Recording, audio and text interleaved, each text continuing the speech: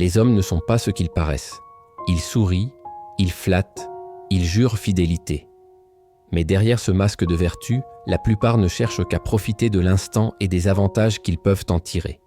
Et c'est là tout le piège.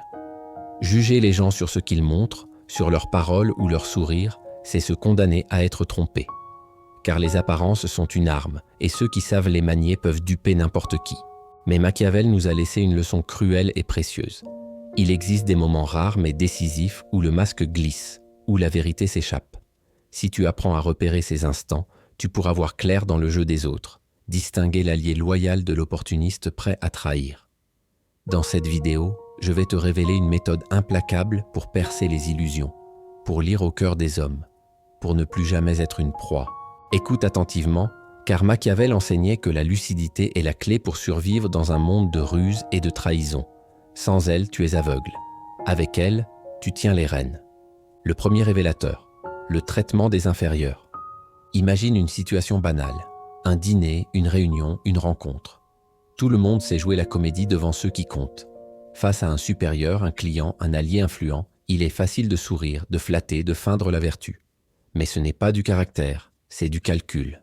Regarde plutôt comment une personne agit avec ceux qui n'ont rien à lui offrir. Un serveur, un employé subalterne, un inconnu sans valeur à ses yeux. Là, il n'y a ni gloire, ni profit, ni pouvoir à gagner. Machiavel disait que ces instants sont un miroir. Ils montrent l'âme nue. Un homme qui respecte les faibles, qui parle avec patience, qui agit sans attendre de retour, révèle des principes solides. Celui qui les ignore, les méprise ou les exploite trahit sa cruauté, son égoïsme, sa faiblesse cachée. Regarde Francesco Sforza, le mercenaire devenu duc de Milan que Machiavel admirait. Sforza n'était pas un noble, il venait du peuple, un condottière rusé. Pour conquérir Milan, il traitait les artisans, les paysans, les soldats de Baran avec une dignité calculée. Il écoutait leurs plaintes, partageait leurs repas, montrait du respect là où d'autres ne voyaient que des pions. Ce n'était pas de la bonté, mais une stratégie. Les petites gens reconnaissantes devinrent son armée invisible. Leur loyauté lui permit de s'emparer de Milan sans effusion de sang, consolidant un pouvoir que ses rivaux ne pouvaient ébranler. À l'inverse, regarde Charles VII de France. Il s'entoura de courtisans arrogants qui écrasèrent les paysans d'impôts et d'insultes.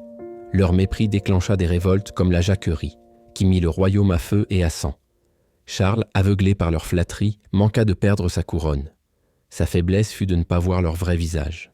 Si quelqu'un change de visage selon la valeur de la personne en face, il n'a pas de principe. Il calcule, et quand tu ne lui seras plus utile, il te rejettera comme il rejette les faibles. Mais celui qui traite tous les hommes avec équité, même sans rien avoir à y gagner, montre une force rare. Le deuxième révélateur, la réaction face à l'adversité. Quand la vie est facile, tout le monde peut jouer les héros. Un projet qui avance, une journée sans heurts, une position confortable. Il est simple de rester calme, confiant, aimable. Mais place un homme face à l'échec, à la peur, à la pression, et son masque s'effrite. Machiavel disait que l'adversité est une forge. Elle forge les forts et brise les faibles. Sous la contrainte, certains révèlent du courage, de la clarté, une volonté implacable. D'autres s'effondrent, accusent, se dérobent. Regarde Jules César. Lors de la guerre des Gaules, ses légions étaient épuisées, encerclées par des tribus barbares bien plus nombreuses. Pourtant, César ne céda pas. Il parcourait les rangs, parlait à chaque soldat, élaborait des stratégies audacieuses dans le chaos. Sa lucidité transforma une défaite certaine en triomphe à Alésia, où il écrasa Vercingétorix, faisant plier un peuple entier. Sa force sous pression bâtit sa légende. À l'inverse, regarde Néron, empereur de Rome. Quand la ville brûla en 64, il perdit tout contrôle. Au lieu d'agir, il chanta des poèmes depuis son palais, rejeta la faute sur les chrétiens et laissa la panique envahir son peuple. Sa faiblesse déclencha des complots et son trône s'effondra peu après. L'adversité révèle tout. Tu as déjà vu quelqu'un s'effondrer pour un simple contretemps?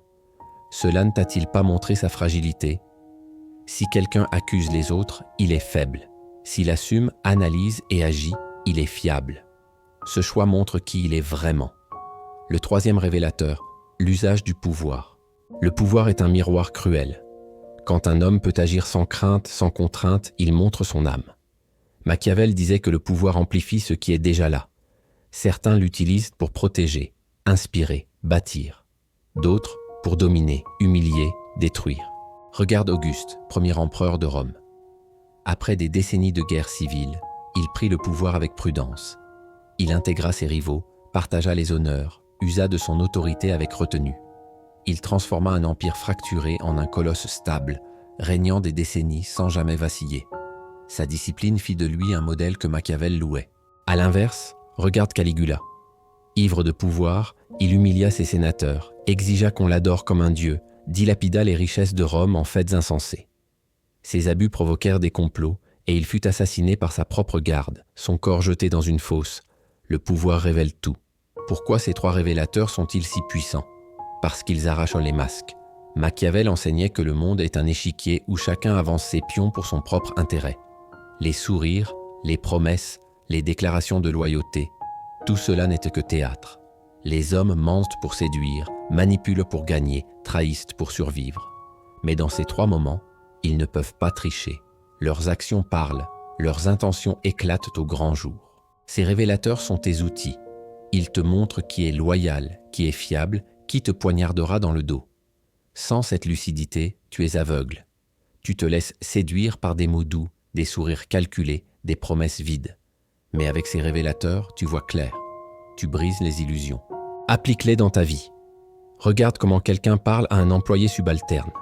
Note sa réaction quand un plan s'effondre. Observe ce qu'il fait quand il peut décider sans contrainte. Ces moments sont des fenêtres sur la vérité. Ils montrent si tu as affaire à un allié ou à un ennemi masqué. Machiavel disait que la lucidité est le premier pas vers le pouvoir. Ces révélateurs te la donnent. Ils te protègent des illusions, des faux-semblants, des pièges tendus par ceux qui ne cherchent qu'à t'utiliser. Dans un monde où chacun joue pour gagner, tu dois être plus malin. Ces instants ne mentent pas. Ils te donnent le pouvoir de voir au-delà des apparences, de prévoir les trahisons, de choisir tes alliés avec précision. Ensemble, ils forment une armure. Ils te protègent des illusions, des promesses creuses, des sourires trompeurs. Ils te donnent la lucidité dont Machiavel parlait, celle qui transforme un homme ordinaire en un stratège. Ces révélateurs ne sont pas des théories abstraites. Ils sont pratiques, concrets, universels. Ils te donnent un avantage que peu possèdent, la capacité à voir la vérité derrière les masques. Machiavel l'avait compris. Il savait que les hommes sont des acteurs et que le monde est une scène où chacun joue pour son intérêt. Mais il savait aussi que les masques tombent toujours. Ces révélateurs te montrent quand. Alors, ouvre les yeux. Observe attentivement. Ne te laisse pas séduire par les paroles mielleuses, les sourires calculés, les promesses grandioses. Scrute les actions, pas les mots. Car les mots mentent, les sourires trompent. Mais ces trois révélateurs, eux, ne mentent jamais.